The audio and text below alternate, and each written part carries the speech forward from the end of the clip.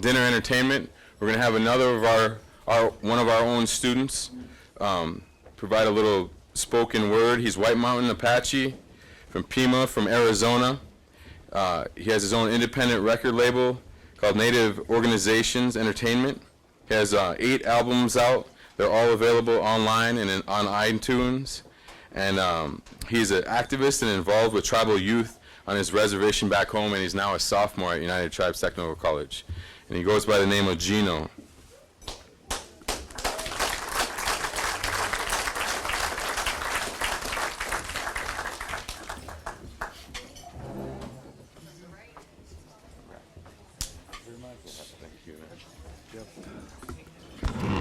Good evening, everybody.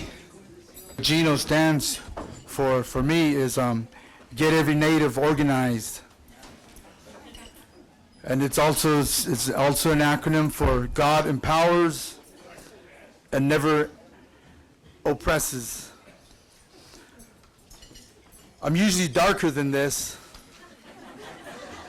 being how I'm from Arizona. Everybody else here thinks and always tells me, man, you're really dark, but 2 winters here now, and this is the lightest that I have been. So, and also too, I got here today, and I've been real busy these last couple of days with finals and just getting different things. I'm gonna perform tomorrow night as well too, on the Sit-in Bowl on the reservation down there at Prairie Nights Casino, so I didn't have time to put on a nice shirt. So I was trying to tell the Y Spirit boys to, after they got done singing it, let me use one of their dress shirts before I got up here, but I just didn't have time. So, but yeah, it's really great to be here, and people keep asking me as well too about the winters here. How are you handling the winters? And to me, it's real. I don't mind it at all. I do mind the wind, but the elevation back where I'm from on the beautiful White Mountain Apache Reservation is about the same elevation as Denver. It goes all the way up to about 11,000 feet. So my wife's graduating this Friday, so her relatives are here. They flew in on Sunday from Arizona. And, they were looking around and how it's real flat, and it's funny because they were calling these hills speed bumps. But I'm real honored to be here, all the way up here in North Dakota, and I'm going to do some spoken word here in a bit. But I just really wanted to share with everybody how I got here to Bismarck, because a lot of people, when they find out that I'm from Arizona, they're like, what are you doing all the way out here? So I wanted to share. The first thing I want to say is I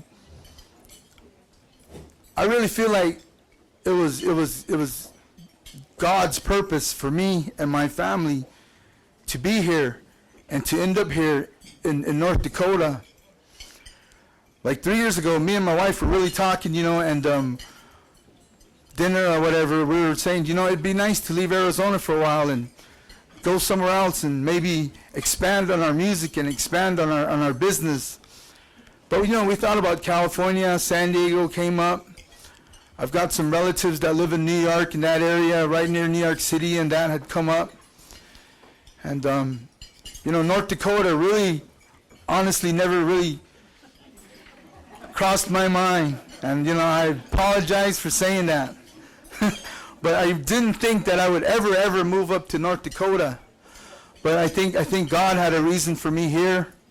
The Creator. We don't always understand what He has in plan for us and what He has in store for us. But me and my wife, we have a small business, and it's called Native Organization Entertainment. We really started from humble beginnings. We've got 8 albums out with really hardly any educational background. It was all just persistence and just keep doing what we were doing and learning as we go. And we were able to put out these 8 albums. We were able to establish a little, like, I guess like a following, I guess like fans. people that know us and notice us everywhere we go, in Arizona, in California, New Mexico, all the way up to Washington. And we both had good jobs and working for a huge company in Phoenix.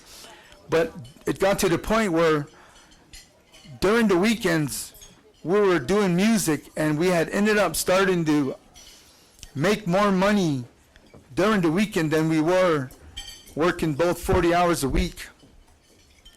So one Monday morning, back to work, back to the grind, and me and my wife worked at the same place. So she said, I think we probably should start thinking about resigning. We should probably just go ahead and step away from our jobs and let's go ahead and dive in. And for me, I was like, no, I can't. I honestly didn't really have the faith to think that we were going to be able to do good. But I really love my wife very much. She's my best friend, and she's always encouraging me. So she said, if I resign right now, she goes, would you? And so I was like, sure. So she did. She resigned. And so months went by, and it felt good to be a young Native American man with my own business. And it felt good to get that respect from different people throughout Indian country. And it felt good to have youth, emailing me and wanting to take pictures and spotting me out in big places like in Phoenix where we lived. And then the economy really started getting kind of bad. And so we travel in the summer. We travel, go to different places, and in the summer we got word that we had a booth available at the Crow Nation Fair. So from Arizona we left, and it was like the second week of August, and we left our reservation in our home, thinking that we were going to be back in a few weeks. We're just going to go to Crow Reservation, do what we do, sell our shirts, perform, sell our music, our merchandise, and then maybe hit a couple shows and get back down to Arizona. But it seemed like everything that started happening, the people that we started meeting started pulling us into our destiny, pulling us into making our way this way. And one of them was like even just like car problems. We had vehicle problems in Crow. And then we met so many wonderful people, and there was some that were from Cheyenne River. And they're like, well, there's a big powwow, Rosebud. You guys want to come follow us? We got a booth available. Just pay your spot, and we'll be there. So from Crow, we ended up in Rosebud. And not sure when we were going to get back to Arizona. Our entire, everything was back home. All our belongings, even our pets, our family thought we were gonna just be gone just for a little while. But then we ended up in Rosebud, and we started meeting people. So then we ended up at Cheyenne River. And the Lakotas down in that area really just showed us a genuine love and I guess a respect, and we really liked that. And people started talking about the United Tribes powwow, and my wife, again, she said, if we get to United Tribes, I'm just going to go ahead and enroll. And I was like, really? Enroll, huh, at United Tribes? And she's like, yeah. She goes, as a matter of fact, I brought all our important paperwork. I brought our marriage license. I brought the kids' birth certificates. I brought your birth certificates, everything. So we're like, I was just thinking, okay, whatever. It's fine. And in my mind, I wasn't thinking that, okay, we can go to Bismarck and do the powwow. But we got here, and we got our booth, and they gave us their booth, and we're like, okay, where's this booth at? So they said, oh, it's right there in front of admission building. So I was like, oh, man. So I was like, okay, in front of the admission building. So we're setting up, and it was the day after registration. It was the day after last day to register for the classes. So I was like, and we kept talking about it. I was like, wow, isn't that weird? We were talking about coming to school here, and our booth is put in front of admission. So we said, let's just go in and register. Let's see what happens. So we got accepted, and still up in the air. It's Thursday for the powwow, right? So, and it was just, I just really liked it here. I liked it. I enjoyed the college, and the powwow was awesome. And you know, I really felt like I wanted to be a part of this. So one of the workers at United Tribes is kind of like a friend of the family. So she approached us on Sunday and said, I understand that you guys enrolled. If you guys are serious about it, you know, I can help you guys. I can get you guys, and you know, maybe get housing taken care of. We can get your financial aid situated for both you and your wife. But I need to know right now, because I'm going to have to talk to the president on Monday. So what are you guys going to do? And so me and my wife were talking to each other, saying, which means like, what do you think? And we're like, which means, what do you think? It doesn't matter to me. And we're like, chikana. And it means, you want to just go ahead and do it? So like, okay. So we asked our friend, the lady here, and she said, we told her, yeah, we're going to go ahead and enroll. So, and we're here.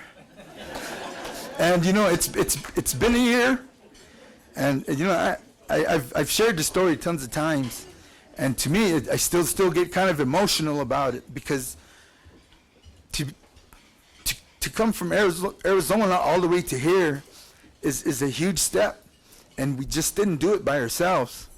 It was a lot of prayers, and it was a lot of people who prayed for us as well too, and also the Creator, God, bringing people in our lives to guide us to here. And it ended up being where my financial aid was so, I owed money basically to student loans.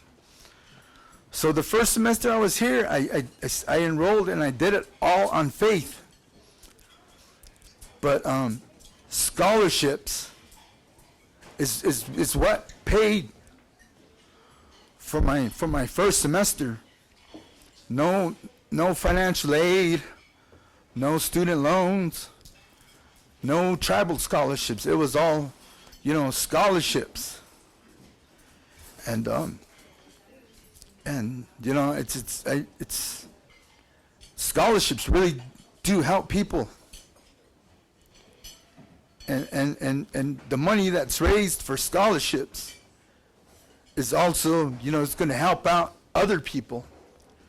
So I really thought, you know, that was neat how everything worked out. And I got a little North Dakota accent now. Every now and then it switches back to Arizona. I try to call my friends like, hey, how's it going? It's me, G.E.N.O. Like, who? G.E.N.O. This isn't G.E.N.O. And you know, they my accent, and I just really enjoy this place. I'm an avid outdoorsman. I love to fish. It's beautiful country here, and I've made a lot of, you know, relationships and a lot of friendships, and just a lot of awesome people here. And from the bottom of my heart, I want to tell everybody who we've spoken with along the way, and the friends that we've made. Ashok, thank you. And you know, just I really feel like family here. And who knows how long we're going to be here. But when we got here, everything was still back home. All, you know, all our belongings, everything, our dogs. And it was really hard for me. I really wanted just to go ahead and leave. Like 2 months in, a month in, I was like, okay, I think, you know, I think, stop the ride. I don't want to get off. I want to go home.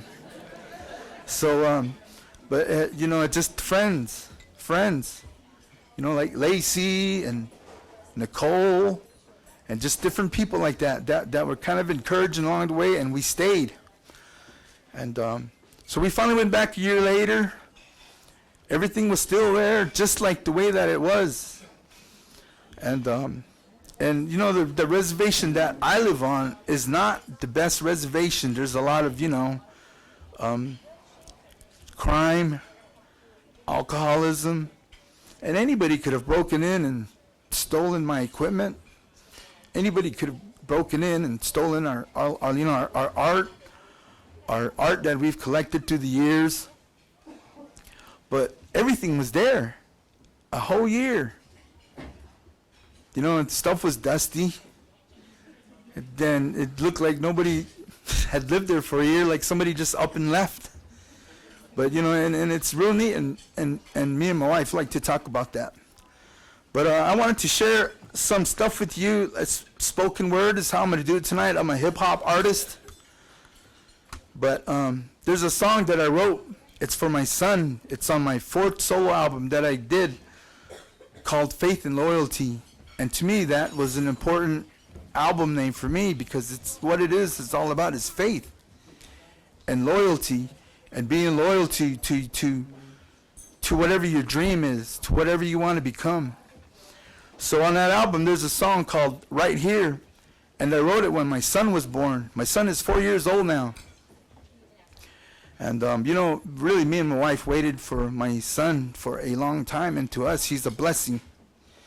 So I did this track, and it goes, the first verse goes like this.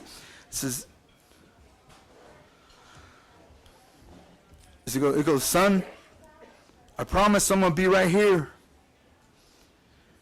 I promise I'm going to love your mom. I'm never going to disappear. Your God's gifted daddy waited 10 long years. And the day you were born, we both shed tears. I promise to raise you up deep in the ways of the native people. I promise to be strong, teach you right from wrong, hold you close when you're feeling down, and show you they can't hold you down. Tell you stories about the elders and all the things they used to tell us. Come from a long line of soldiers, healers and prophets, doctors and lawyers, nurses and soldiers. They tried to kill us off, but son, we still here. Our culture lives strong. We never disappeared. You'll never see me drunk. You'll never see me high. You're God's gift to daddy. I love you, that is why.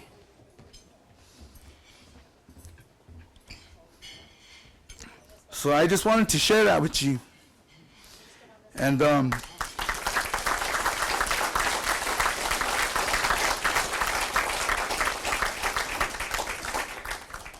you know, and you also too, when they asked me to come perform, a lot of times I just let it happen how I feel like it's gonna happen. A lot of times, just like faith, I just let faith take care of it. And when I was asked to come and do this, you know, I really thought, you know, it was a real awesome time to be able to share our story, and maybe just kind of step back with the poetry a little bit, because I think because this is a function about scholarships, that I could share my personal story on how scholarships had helped me. So that's, you know, that's the way that I wanted to go ahead and do it for you guys.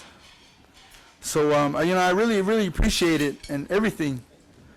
Dr. Gipp, you have an awesome program at United Tribes. I really respect you for who you are and what you have done for the people and everybody up here. And you know, people know you everywhere. In Arizona, even my uncle was like, oh, Dr. Gipp? I was like, yeah, you know, Dr. Gipp. I was like, yeah, he heard about everything that you have done, and I look up to you as every student does. So you're a role model for me. So I just wanted to share that with you guys. And scholarships really do help families. It really does help people. And if it wasn't for, you know, scholarships, I wouldn't have been able to have done what I have done. But like I said, you know, it's been music, it's been my small business, but I didn't have an education. I didn't have the background, the learning. But now, going to school at United Tribes and through scholarships and through financial aid and everything, I'm getting that background now. And I'm getting that degree, and so is my wife.